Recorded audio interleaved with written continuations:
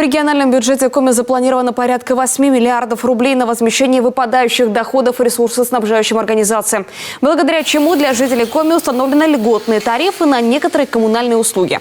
Так, внеплановое повышение, введенное постановлением правительства Российской Федерации, произошло уже сегодня. Рост тарифов вызван необходимостью обеспечить бесперебойную работу жилищно-коммунальной отрасли в условиях высокой инфляции.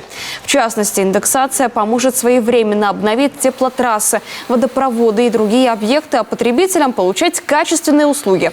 Тем временем следующая индексация ожидается не раньше 1 июля 2024 года, то есть через 1,5 года. Об этом рассказала исполняющая обязанности председателя комитета по тарифам Анна Тюрнина в ходе прямой линии на телеканале «Юрган».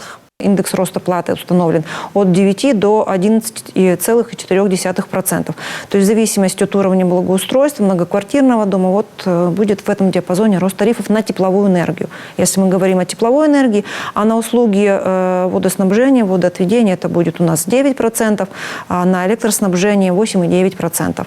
ТКО у нас изменится на 4,5%. На заседании Государственного совета был рассмотрен закон Республики Коми о льготных тарифах в сфере теплоснабжения, водоснабжения, водоотведения, горячего водоснабжения, электроснабжения, который предусматривает установление льготных тарифов для отдельных категорий потребителей, а также предусматривает для отдельных категорий потребителей заморозку. Особенно это коснулось сельских, удаленных территорий. Поэтому там на некоторых территориях роста тарифов у нас на тепловую энергию, например, не будет вообще с 1 декабря.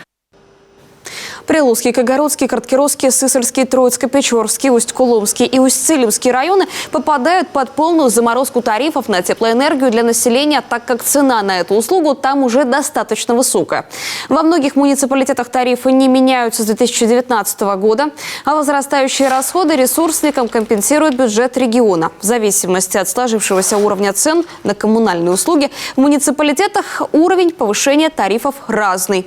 Конкретные цифры в отношении каждого населенного пункта в опубликованном указе главы Коми о предельных индексах роста. Подробнее расскажем в программе «Детали недели» в пятницу.